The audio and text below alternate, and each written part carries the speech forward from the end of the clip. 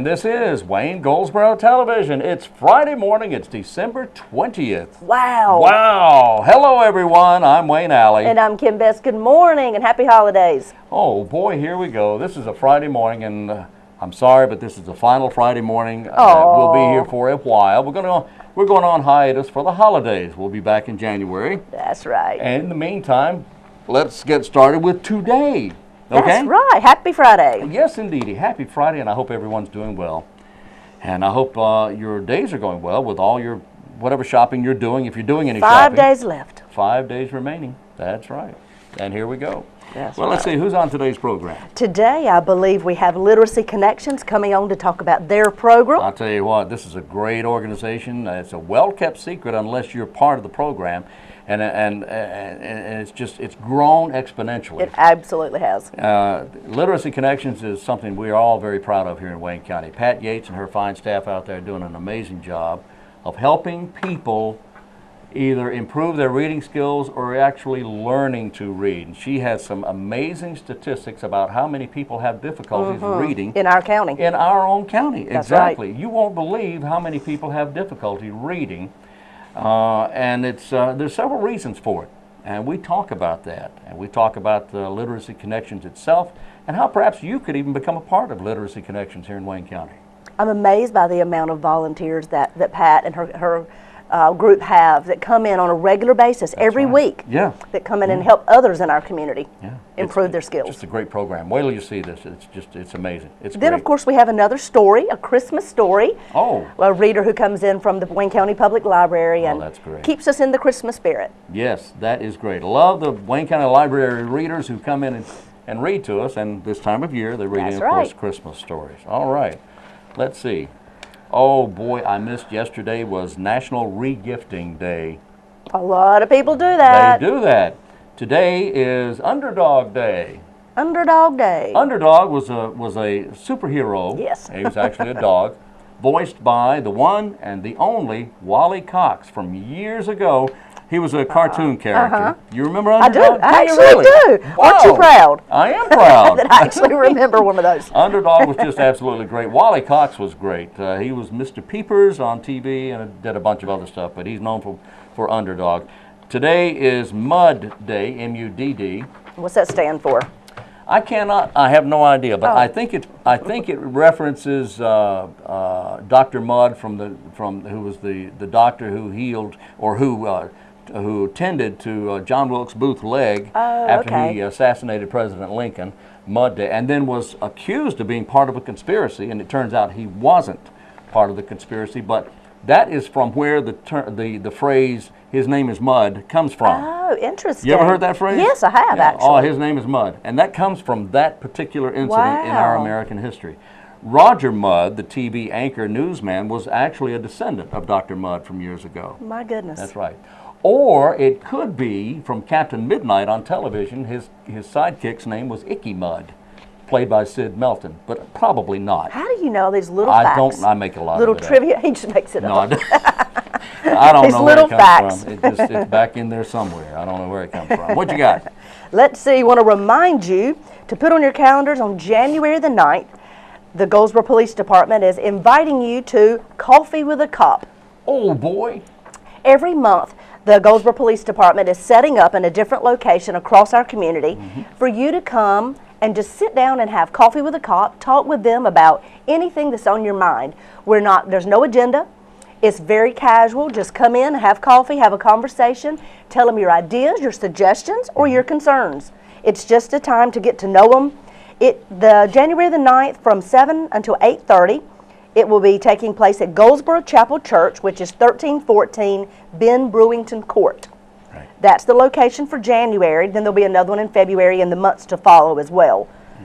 7 to 8:30 p.m., Coffee with a Cop. We invite you to come and have a conversation with our Goldsboro Police Department.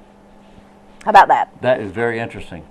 And these are folks, law enforcement, people don't stop and think. Law enforcement people in our own community, people who are here to serve and protect. That's right. These are actually people who live next door. They're people who shop in our grocery stores. Their children go to schools here. They go to church here. Exactly. They live in your neighborhoods. Just like you. That's right. They have their selection of career has they've decided to serve the community. And protect us. And protect us, indeed. So let's when you see a law enforcement officer, and I do this, if you're going through driving through a license check or something like that, thank them for what they do, because it's oftentimes it's a very dangerous job, and they're not often thanked. So thank the law enforcement folks for what they do, as well as fire people, fire personnel, and emergency management folks as well. That's right. Well, stay with us. Let's go on with the program.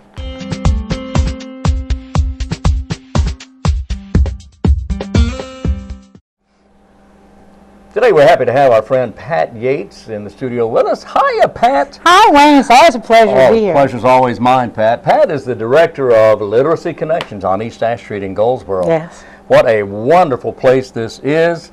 We love Literacy Connections. Well, thank you. Thank you very much. But, you know, there may be someone who doesn't know what Literacy Connections is. So, go ahead. What is Literacy Connections? Oh, my goodness. Well, we are a nonprofit agency who provides free services to the adults of Wayne County who would like to have life skills. The life skills, the primary one, of course, is being able to read. Right. You'd be surprised. 1 out of 10 adults in Wayne County is a non-reader. 1 out of 4 reads in a low elementary school level. So reading is a huge issue here, and we also help with some other skills, some life skills, basic math skills and basic computer skills, and help with some of the fundamentals like map reading, using a computer to get a job, those kinds of things. You know, the numbers are astounding to me. I can't fathom someone or an area in this day and time, 1 out of 10. 1 out of every 10th person here cannot read. And every 4th person has trouble reading for whatever reason. Either they didn't go far in school, or they didn't understand, or they have a problem with reading, dyslexia or whatever. Most people ask me, how can you get through life and not learn to read? But most of the adults I see have significant learning disabilities, and they really need one-on-one attention to be able to learn. And we're lucky because through our program we have hundreds of volunteers who meet with our students one-on-one and give them individualized attention so they can learn to read. We want to stress that. Excuse me, you said hundreds of volunteers. Oh, yes. Help. We've been so lucky in Wayne County. There are so many good people and organizations here who rallied to the cause and really made a big difference. Well, that's just wonderful, and I want to get rid of some myths right now. There's a lot of myths concerning the problem with reading and illiteracy. One myth is that only poor people can't read. Oh no, Really? oh no. You know, that's not true. We have some very affluent people in our society who cannot read.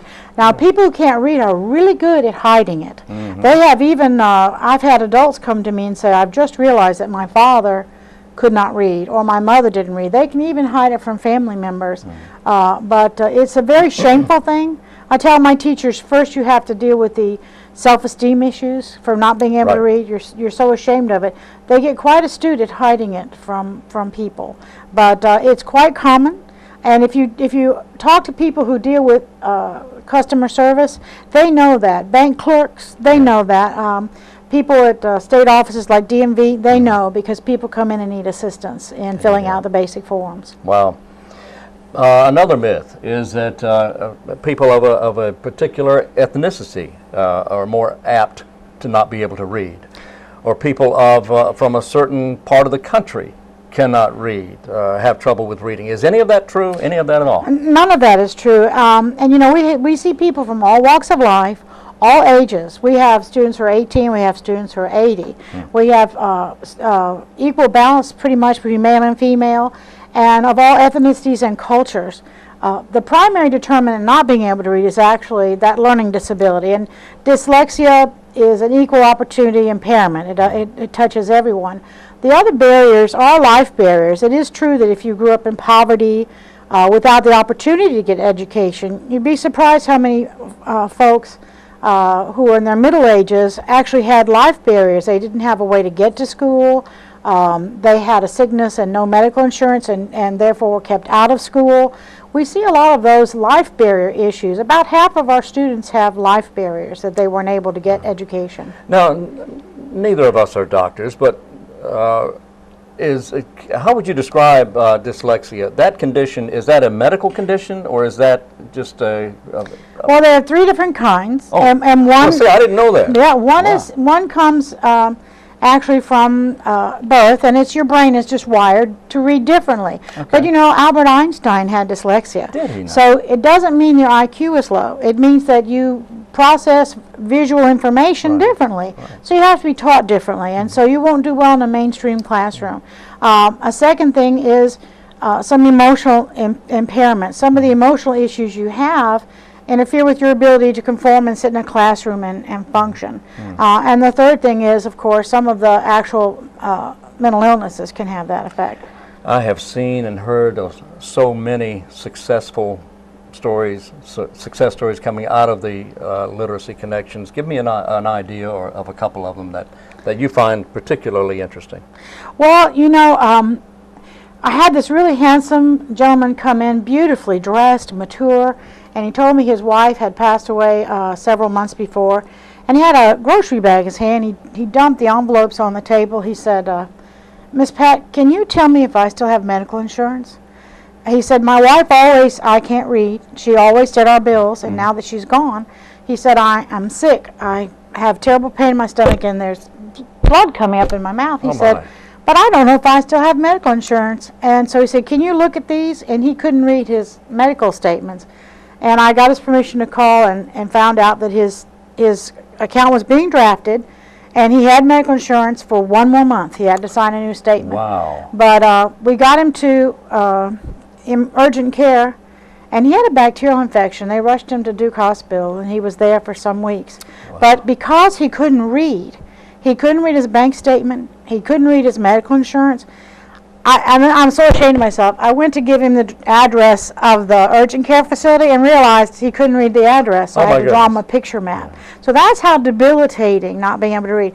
But you know what? He came back from Duke, learned to read, and he would stop people in our office and say, "Look at this, come look, I can read this, I can read this." He was so happy. He was so happy. It really changed his life. What a really great changed story. his life. And there have been so many people to go through literacy connections, and they're happy now. These are happy people. These are wonderfully happy people. A lot of folks have met one of our students, Windsor. Windsor Ingram came out of Seven Springs, I met Windsor. and he's done a lot of presentations. He's become a spokesperson for United Way. And Windsor was in a similar situation. His wife had died about 6 months before. She was the reader.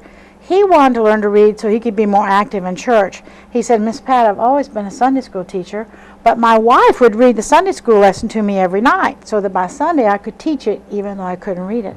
But she's gone now, and I can't read my Bible, and I can't teach, and I don't want people at church to know I can't read." He has learned to read. He's partnered with a tutor here in town who's a minister, and now he's a spokesperson. He's in the last couple of years, he's remarried. He's doing beautifully. Oh my, that's wonderful. Yes, his whole life has changed. I'm so happy for him. In 1926, my father was in the 3rd grade, and my grandfather told my father that he could no longer go to school. He was the youngest of a large family, so he could no longer go to school because he had to work the farm. And that was back in the 20s, in the early teens of the 20th century. It was quite common. He had to work the farm, so he couldn't go to school. All the other kids got to go. So he grew up not able to read. He could not read. He didn't do well as getting through life. He joined the Army, was in World War II, and had a 3rd grade education. So he struggled all his life reading, and he couldn't read. He could pick up a word or two once in a while, but he was a builder. He could look at a building and tell you how many bricks were in it within 100.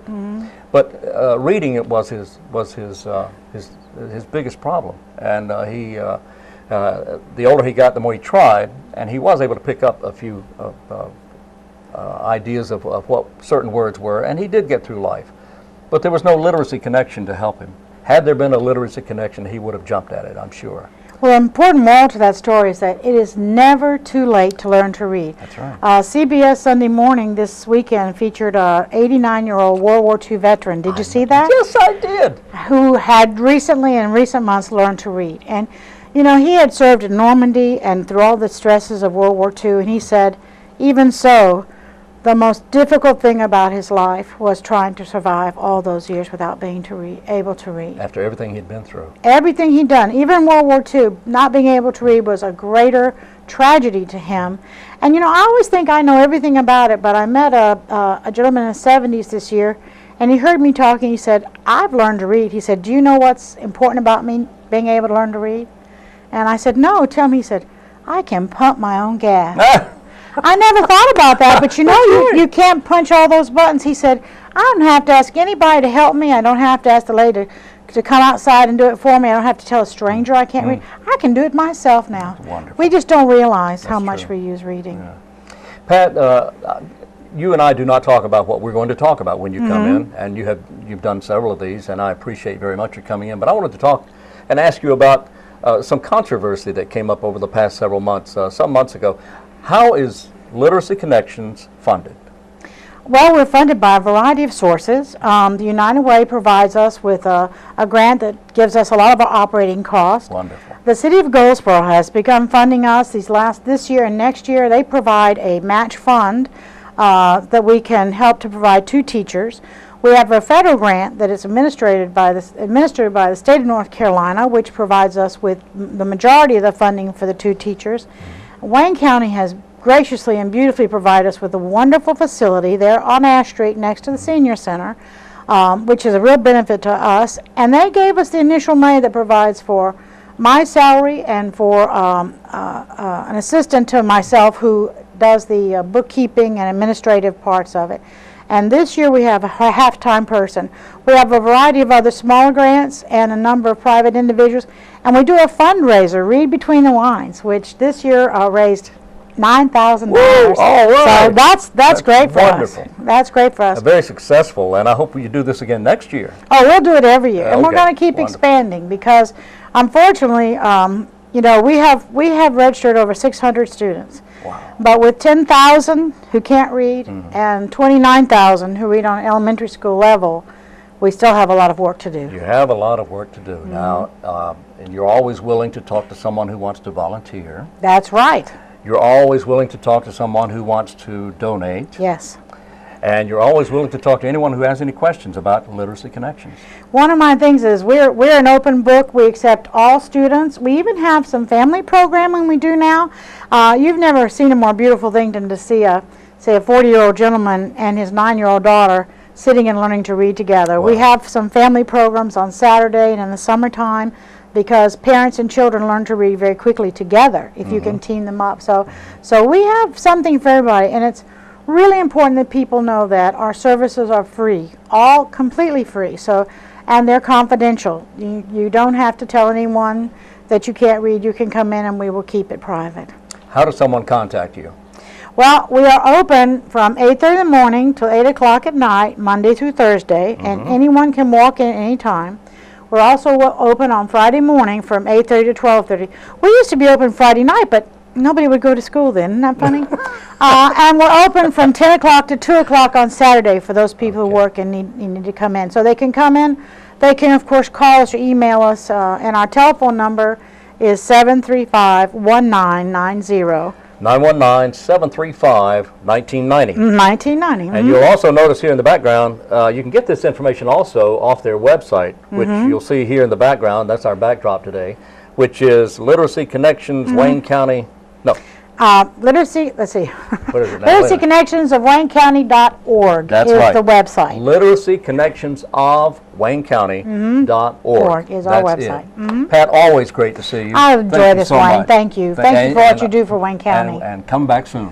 And whenever you invite me. Okay, very good. Thank Pat you. Yates, Director of Literacy Connections here in Wayne County. Thank you. Thank you.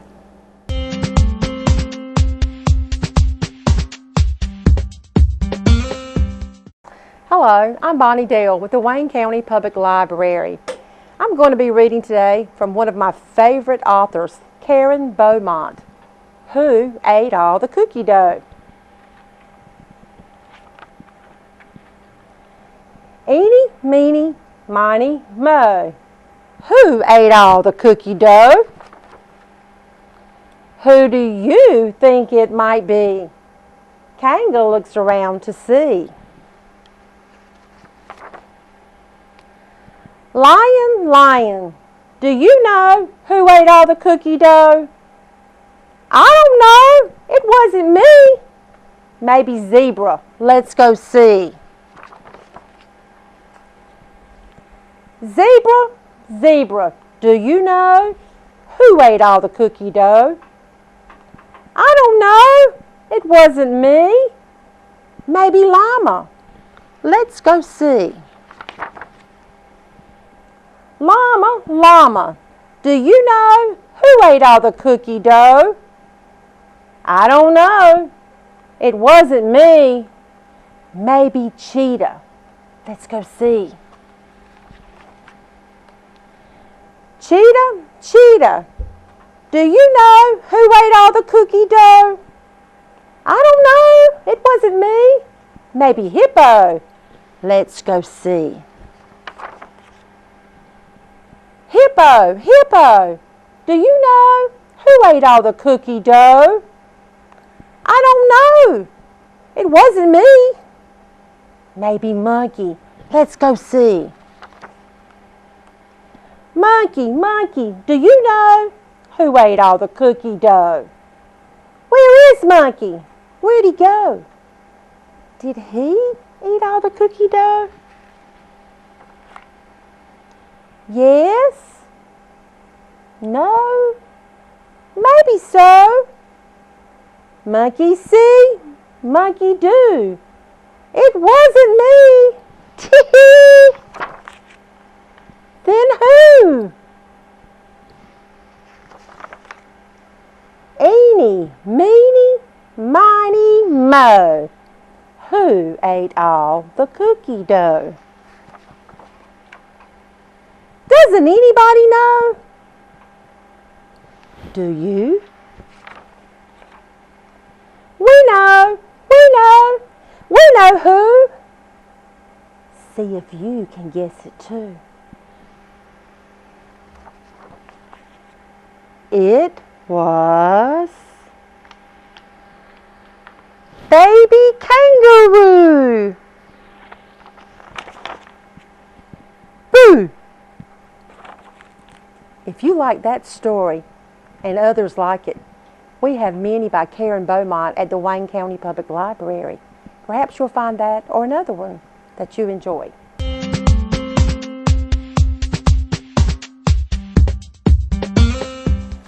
We're back on Wayne Goldsboro Television. See, I told you Pat Yates could give you lots of good information about the The what? The Literacy Connections program. Oh, well. Hey, I wore my Christmas tie You today. did. Merry Christmas. Hey, Merry Christmas to you, too, there. How about that? Yeah, I've had this a long time. I like it. Thank you. It is actually, let's see, there's a story behind it. It's the Save the Children collection. Oh, nice. And that came out years ago. And this particular tie was designed by an 8-year-old named Samantha. Oh, isn't that neat? That really is very special. Yes, indeed. John Hillerman's having a birthday today. Well, happy birthday, He's 81. John. Do you know who that is? No. Do you remember Higgins on Magnum P.I.? Yes, I do. That's John Hillerman, Wow. who was actually not a Brit at all. He was born in Texas, y'all. My goodness. Yeah, he was. But he's such a good actor, he pulled You that didn't off. know it. You couldn't tell it. He's done a lot of things, but best known for Magnum P.I.'s Higgins. Uri Geller having a birthday, he's 81. Uri Geller having a birthday, 67, he's a psychic. Amanda Swiston appeared in the 2003 movie American Wedding as Fraulein Brandy. And Alan Parsons of the Alan Parsons Project turns 65 today. Happy birthday. Happy birthday. Yeah. Don't forget this weekend, Child of the Promise at the Paramount Theater. If you'd like to get tickets, you can call their box office or stop by their box office. The show will run Friday, Saturday, and Sunday, Wow. Child of the Promise, right there at the Paramount Theater. Very popular. It certainly is. Don't forget the Pickle Drop Oh, at yeah. Mount Olive Pickle Company. Starts at 6 o'clock. It'll end at 7:05. You'll see the lit pickle come down the flagpole. That sounds so funny. Doesn't it? A lit pickle. A lit pickle right there on the corner of Cucumber and Vine in Mount Olive. Love to see you there. Yeah. Movie at Wayne County Public Library, a Oh, yeah. Christmas movie. That's tonight, isn't it? No, it'll actually be Monday night. Monday night. Monday night. Oh, Monday afternoon. That's yeah. right, 2 p.m. Okay. Well, that's afternoon, all right. Yes, Yeah, it is. okay. 2 p.m. Monday at Wayne County Public Library. All right. Lots of things happening. And we'll be back in January. Yes, we will. Ooh. We'll take a holiday break, and you will not see us live. You will see us actually, you'll see some of our older shows that have been filmed earlier throughout the year. So if you hear us talking about events that have already taken place, know that that is why. Or how hot it is outside. That's right. You might hear us say that. But anyway, we're going to take a few days off. We'll be back in January. And in the meantime, I do hope you have a wonderful holiday season, and we're thinking about you, and I hope you're able to join us again in January. That's right. Stay safe, make some family memories, Yes. and we'll see you the first of the year. So until then, I'm Wayne Alley. And I'm Kim Best. Happy holidays, but this is what's happening in your community.